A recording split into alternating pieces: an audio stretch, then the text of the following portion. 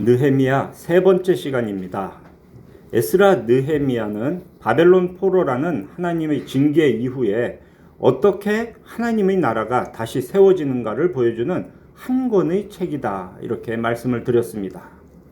먼저 에스라 1장부터 10장까지는 무너졌던 성전이 어떻게 재건되었는가를 보여줬고, 느헤미야에 와서 1장부터 7장까지에서는 예루살렘 성벽이 어떻게 재건되었는가를 기록해 주었습니다.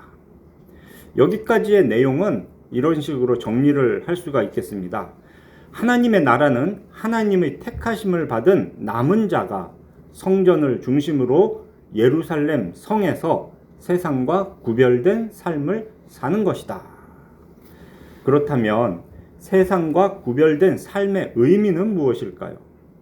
이스라엘은 성벽을 재건하고 성문을 만들었습니다. 그리고 출입을 관리하는 책임자를 세웠습니다. 대적들의 침략으로부터 이스라엘 백성을 보호할 수 있는 방어막을 그렇게 갖추었습니다. 그런데 진정한 구별, 세상과 구별되는 삶은 그런 외적인 건물로만 이루어지는 것이 아니었습니다. 더욱 중요한 것은 말씀을 통한 내면적 회복이었습니다. 오늘 읽은 이 느헤미야 8장 이후의 기록이 그러한 내면적, 본질적 회복의 과정을 보여줍니다. 말씀을 통해 포로에서 돌아온 남은 자들의 내면적 회복이 이루어지는 과정을 살펴보고, 오늘 우리가 드리는 예배가 가지는 그런 언약 갱신으로서의 의미도 깨닫게 되시기를 바랍니다. 성벽 재건 공사는 유대 종교력으로 6째 달 25일에 끝났습니다. 이 일이 언약 공동체의 외면적 회복이라고 한다면, 이제 8장 이후로 기록된 언약 갱신과 신앙의 개혁은 언약 공동체의 내면적 정체성을 확립하는 사건입니다. 이런 외면적 변화와 내면적 변화는 별개의 일이 아닙니다. 두 개는 밀접하게 연결되어 있습니다. 그래서 본문을 보시면 외면적 회복의 끝인 7장 마지막과 내면적 회복의 시작인 8장의 시작이 하나로 이어져서 말을 하고 있습니다. 7장의 끝인 73절을 보세요. 온 이스라엘 자손이 다 자기들의 성읍에 거주하였느니라, 이렇게 끝납니다. 그리고 8장 1절은 어떻습니까? 이스라엘 자손이 자기들의 성읍에 거주하였더니 7째 달에 이르러, 이런 식으로 시작을 합니다. 같은 문장으로 끝나고 시작합니다. 이렇게 연결되는 이 8장 첫 번째 문장의 핵심은 7째 달, 그러니까 종교력으로 7월이 되었더라 라는 겁니다. 모세의 율법에 따르면 7월은 나팔절, 대속죄일, 그리고 초막절이라는 많은 절기가 있는 아주 중요한 달입니다. 이 세 절기를 레위기 23장을 통해서 우리는 알 수 있죠. 먼저 7월 1일이 나팔절입니다. 레위기 23장 24절. 7째 달, 곧 그 달 첫날은 너희에게 쉬는 날이 될지니 이는 나팔을 불어 기념할 날이요 성회라. 다음으로 7월 10일이 속죄일입니다. 대속죄일이라고도 하죠. 온 민족의 죄를 속죄하는 날입니다. 레위기 23장 27, 28절. 7째 달 열흘날은 속죄일이니 너희는 성회를 열고 스스로 괴롭게 하며 여호와께 화제를 드리고 이 날에는 어떤 일도 하지 말 것은 너희를 위하여 너희 하나님 여호와 앞에 속죄할 속죄일이 됨이니라. 마지막으로 초막절. 초막절은 7월 15일부터 7일간 지키는 절기입니다. 레위기 23장 24절. 7째 달 15날은 초막절이니 여호와를 위하여 이래 동안 지킬 것이라. 오늘 보고 있는 이 8장과 이어지는 9장에는 이 7월의 세 가지 절기의 내용이 다 들어 있습니다. 그중 오늘 우리가 읽은 이 1절부터 12절까지는 1일, 나팔절과 관련된 일이고요. 그 다음 이어지는 13절부터 18절까지는 초막절을 지킨 기록입니다. 다음으로 9장에 가면 이스라엘 자손이 다 모여서 속죄를 하는 일을 기록하고 있죠. 비록 10일은 아니고 24일부터 이 절기를 지키고 있는데 그런 부분은 분명히 차이가 있지만 그들이 했던 일들은 모두 7월 10일 대속죄일의 의미를 그대로 행한 것입니다. 초막절의 절기가 끝난 바로 다음 전 민족적으로 지난 역사의 모든 죄를 회개하고 마침내 언약의 갱신으로 이어졌던 것. 이것이 바로 9장의 기록입니다.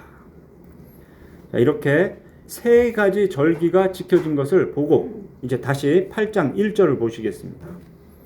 모든 백성이 일제히 수문 앞 광장에 모여 학사 겸 제사장 에스라에게 모세의 율법을 읽어달라고 청했습니다.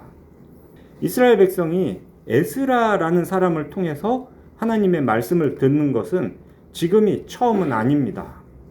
14년 전인 바사왕 아닥사스다 제7년에도 이런 일이 있었죠.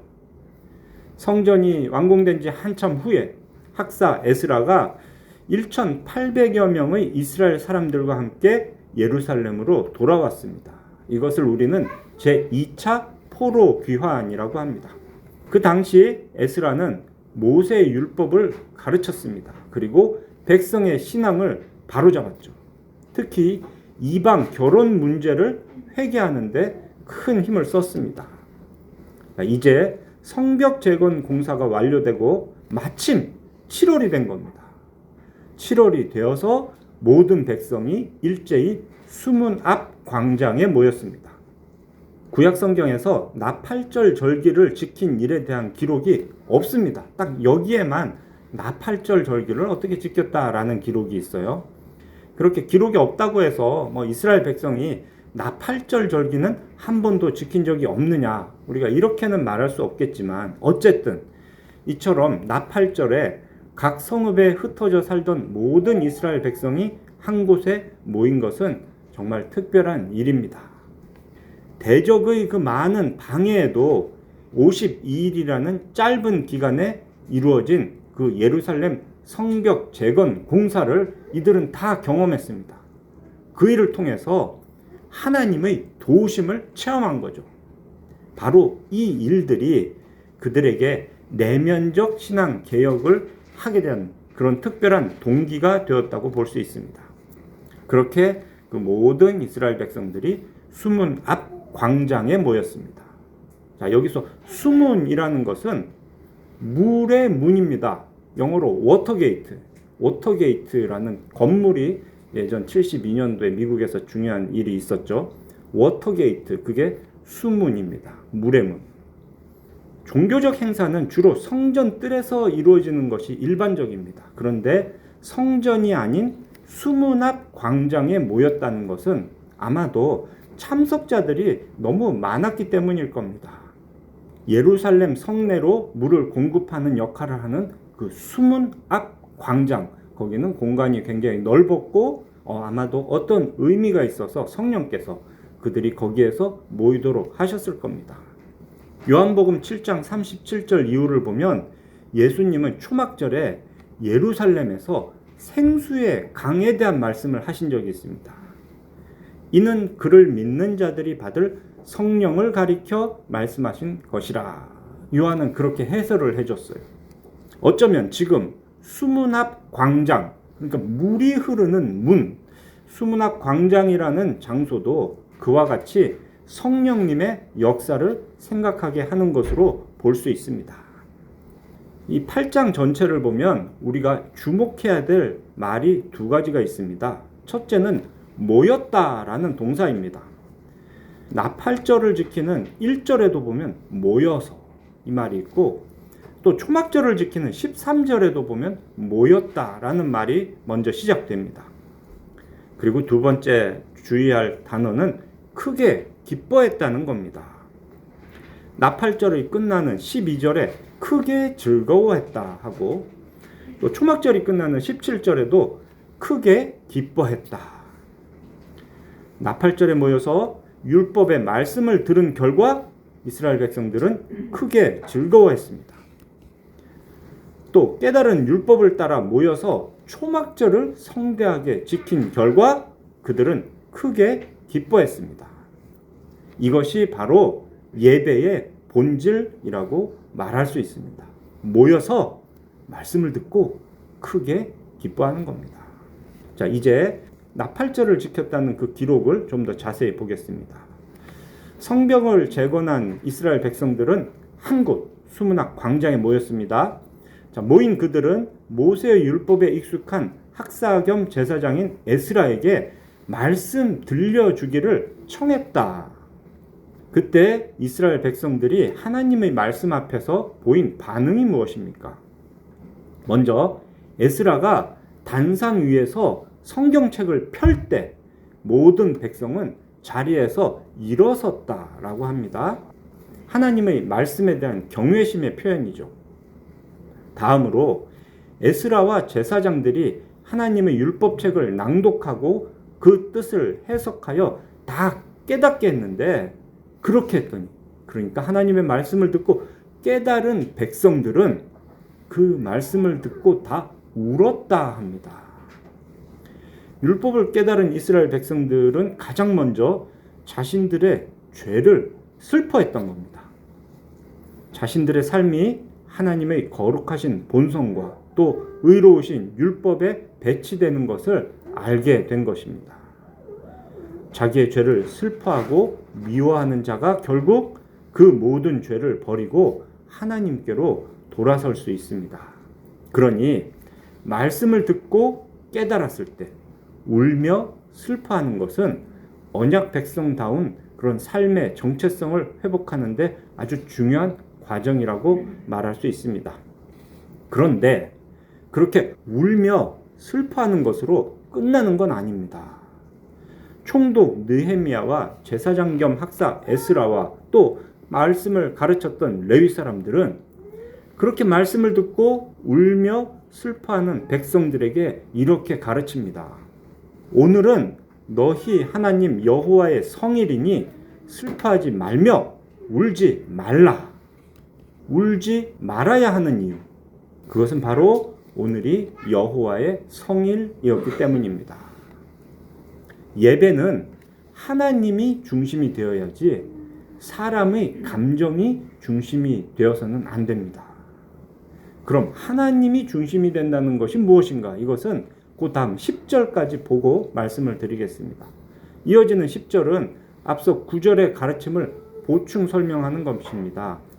너희는 가서 살찐 것을 먹고 단 것을 마시되 준비하지 못한 자에게는 나누어 주라. 이날은 우리 주의 성일이니 근심하지 말라. 여호와로 인하여 기뻐하는 것이 너희의 힘이니라. 자, 이것이 10절인데요. 우리말로 보는 것과 원문의 의미는 약간 차이가 있습니다. 10절의 원래 의미는 이런 겁니다. 이날은 주의 성일이다. 그러니 너희는 가서 살찐 것을 먹고 단 것을 마시되 준비하지 못한 자에게는 나누어 주라. 그렇게 말하는 겁니다. 주의 성일이니까 함께 먹고 마시며 즐거워하라는 겁니다. 그 다음 여호와로 인하여 기뻐하는 것이 너희의 힘이니라. 그러니 근심하지 말라. 이 문장의 순서가 그렇게 되는 거예요. 신명기 12장을 보면 예배를 드릴 때의 원칙을 이렇게 말씀합니다. 자, 첫째는 일단은 모여야 된다는 거예요. 신명기 12장 5절 보면 하나님께서 자기 이름을 두시려고 택하신 곳, 그 계실 곳으로 찾아 나아가서, 예배는 하나님이 지정한 장소로 가서 드리는 겁니다. 그리고 다음으로 하나님께 자신의 것을 드려야 합니다. 12장 6절 번제와 제물과 11조와 거제와 서원제와 낙헌 예물과 소와 양의 처음 난 것들을 그리로 가져다가 드리고, 그 다음 12장 7절에서 이렇게 말씀합니다. 이것이 중요한데요. 거기 곧 너희의 하나님 여호와 앞에서 먹고 너희의 하나님 여호와께서 너희의 손으로 수고한 일에 복주심으로 말미암아 너희와 너희의 가족이 즐거워할지로다. 그 뒤로 12절 또 18절을 보면 이제는 가족뿐만이 아니고 성중에 거하는 레위인들과도 함께 먹고 즐거워하라 라고 레위기에서는 가르치고 있습니다. 함께 맛있는 것을 먹고 마시고 즐거워하라. 우리가 얼마 전에 들었던 그 전도서의 교훈과 일맥상통하죠. 전도서에서는 가족이 먹고 마시고 즐거워하는 것이 헛된 세상에서 하나님께서 주신 몫이다라고 했습니다. 일상생활에서 가족이 함께 먹고 마시는 것은 즐거움의 필수 요소이죠. 자, 그런데 지금은 우리는 예배에 대한 이야기를 보고 있는 겁니다. 예배에서는 공동체의 범위가 더 확대됩니다. 가족이 아니고요. 모든 백성들과 함께 먹고 마심으로 즐거워하라고 말씀하고 있는 겁니다. 그때 그 성 안에 살고 있는 레위인들은 농사를 짓거나 목축을 할 땅, 기업이 없습니다. 또 같이 살고 있는 백성들 중에서도 항상 가난한 백성이 있습니다. 신명기 15장 11절에 이런 말씀이 있죠. 땅에는 언제든지 가난한 자가 그치지 아니하겠으므로 내가 너에게 명령하여 이르노니 너는 반드시 네 땅 안에 네 형제 중 곤란한 자와 궁핍한 자에게 네 손을 펼지니라. 가난한 백성이 항상 있으니 그 가난한 백성을 도우라는 겁니다. 그런데 이렇게 가난한 백성을 돕는 것은 나의 형편이나 내 마음에 따라서 해도 되고 안 해도 되는 것이 아닙니다. 가난한 백성을 돕는 그 일 자체가 하나님의 공의를 행하는 것입니다. 그러니 믿는 사람, 성도의 의무인 거죠. 빵이라는 것을 한번 예로 생각해 봅시다. 세상에 빵이 많아요. 이 모든 빵의 주인이 누굽니까? 세상에 있는 모든 빵의 주인은 하나님입니다. 그 빵은 하나님께서 세상 사람들을 먹으라고 주신 겁니다. 그런데 만약에 나에게 빵이 많다? 그럼 그것도 하나님이 주신 거죠. 그런데 내 주변에 빵이 없는 사람이 있다 합시다. 그런 사람에게 내가 가진 빵을 주는 것, 이것은 그냥 자비를 행하는 게 아닙니다. 하나님의 것을 마땅히 먹어야 할 사람에게 찾아서 주는 거예요. 그렇기 때문에 이 일은 하나님의 공의를 행하는 것입니다. 그래서 하나님은 항상 이런 말씀을 하시는 겁니다. 고아와 과부, 나그네와 같은 사람들을 돌보아라. 그들은 기업이 없는 사람들이에요. 그들은 스스로 먹을 것을 얻을 수 없는 사람들입니다. 그런 사람들은 도와야 되는 거예요. 먹고 살게 해줘야 됩니다. 그건 그냥 착한 일, 선행을 하는 게 아니고요. 하나님의 공의를 이루는 것입니다. 말씀에 따라서 우리가 속한 공동체의 가난한 사람에게 우리의 소유를 나누어 줄 때 모든 구성원이 함께 기쁨을 누리게 됩니다.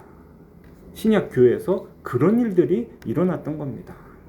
그렇게 여호와로 인하여 기뻐하는 것이 결국엔 하나님께 예배를 드리는 모든 사람들에게 힘이 됩니다. 여기서 힘이라고 번역된 원문은 피난처라는 의미를 가진 단어입니다. 슬픔에 빠진 백성들이 피할 피난처가 어디냐? 그게 곧 하나님을 기뻐하는 마음인 겁니다. 하나님은 전능하신 분입니다. 그러니 당신을 피난처로 여기고 찾아오는 자기 백성들을 항상 안전하게 보호해 주십니다. 이것을 인간의 편에서 좀 다르게 표현한 게 이거예요. 여호와를 기뻐하는 그 마음이 피난처가 된다는 겁니다. 그래서 여호와를 기뻐할 때 우리는 근심하지 않을 수 있다는 거예요. 웨스트민스터 대교리 문답 제1문이 바로 이런 믿음에 대한 고백입니다. 이렇게 물어보죠. 사람의 첫째 되고 가장 고귀한 목적은 무엇입니까? 답은 이렇습니다. 사람의 첫째 되고 가장 고귀한 목적은 하나님을 영화롭게 하고 그분을 영원토록 온전히 즐거워하는 것입니다.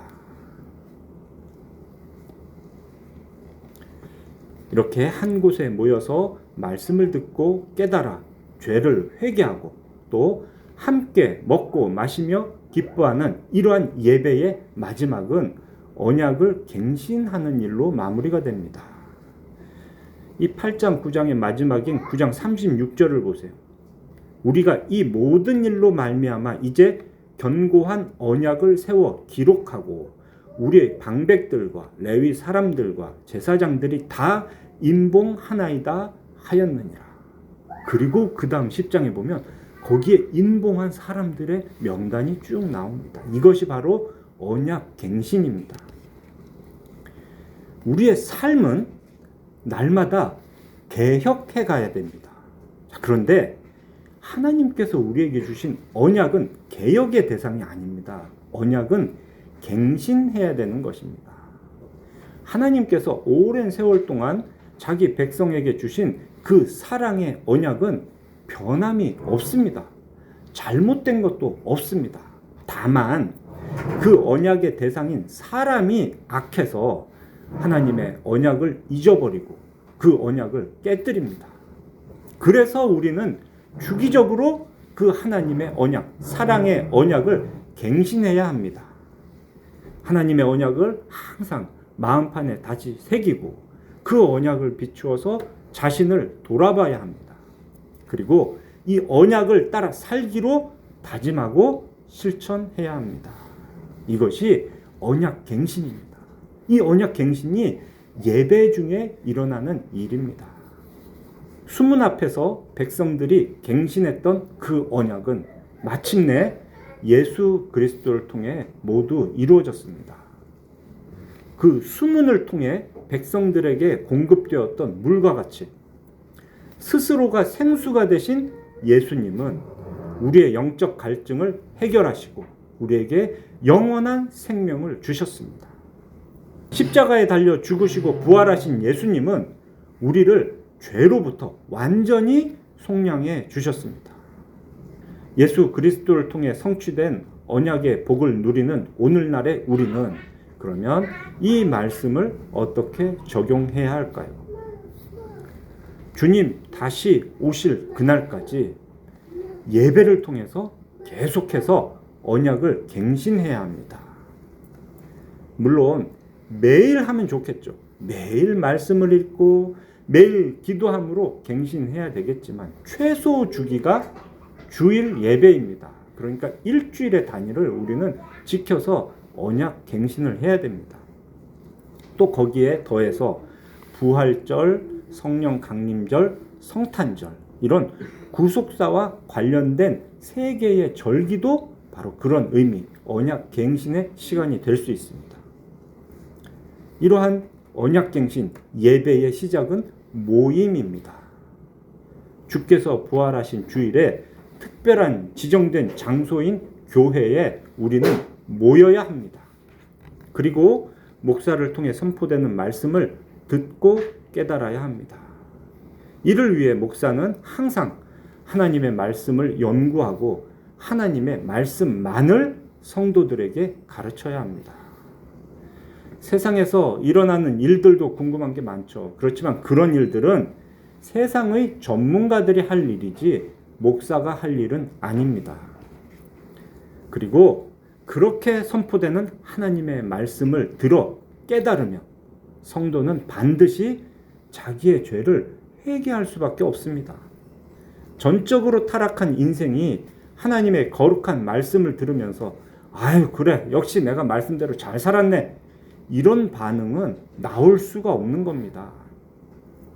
본능적으로 모른 척했던 것, 본능적으로 내가 덮어뒀던 그런 죄들도 하나님의 말씀 앞에서는 다 드러납니다. 죄인 줄 미처 몰랐던 나의 언행도 하나님의 말씀 앞에서는 명확하게 밝혀집니다. 남들은 몰라도 자신은 압니다. 그렇기 때문에 우리는 말씀을 듣고 깨달을 때 눈물이 나죠. 슬퍼할 수밖에 없습니다. 자, 그런데 거기서 머물 수는 없는 거예요. 전심으로 죄를 회개할 때 하나님은 우리의 죄를 용서해 주십니다. 혹시 가난하여서 준비하지 못한 자들과 음식을 나누어 먹을 때 바로 그때 죄로 인해 단절되었던 우리의 모든 관계를 하나님은 회복시켜 주십니다. 함께 예배를 드린 성도들이 맛있는 음식을 먹고 달콤한 음료를 마실 때 먼저 하나님과의 관계가 회복되고 동시에 성도들 간에도 하나가 되죠. 주께서 정하신 성찬식이 바로 그 말씀을 체험하는 시간인 겁니다. 그러한 예배의 결과가 바로 기쁨입니다. 하나님과의 관계가 회복되니 기쁘고 성도 간에 하나가 되니 진정으로 기쁜 겁니다. 사랑하는 필그림교회 성도 여러분, 결국 우리의 구원을 이루시는 하나님의 은혜는 오직 말씀을 통해 우리에게 전달이 됩니다. 이처럼 귀에 들리는 말씀인 설교를 통해서, 그리고 눈에 보이는 말씀인 성예식을 통해서, 그렇게 전달되는 말씀을 통해서 우리는 하나님의 사랑의 언약을 지속적으로 갱신할 수 있습니다. 종말의 세상에서 바로 그 갱신의 일을 할 수 있도록 삼위 하나님은 교회를 세워주셨습니다. 그리고 목사를 통해서 그 일들을 하게 하셨습니다. 그래서 개역교회에서 목사를 이렇게 말합니다. 목사는 말씀과 성례의 봉사자이다. 그런 말씀과 성례의 봉사자인 목사의 지도를 받아서 말씀을 듣고 깨달아 우리의 죄를 회개합시다. 그 목사를 통해 베풀어지는 성찬을 먹고 마심으로 예수님과 한 몸이 되고 또 온 성도들 간에 하나가 되는 그런 성령님의 역사를 체험합시다. 깨달은 말씀대로 지켜 행할 때 우리는 하나님께서 주시는 참된 기쁨을 누릴 수 있습니다. 세상이 아무리 혼란스러워도 언약 갱신의 예배를 통해 피난처 되신 하나님의 품 안에서 평안을 누리는 우리 모두가 되시기를 삼일체 하나님의 이름으로 축원합니다.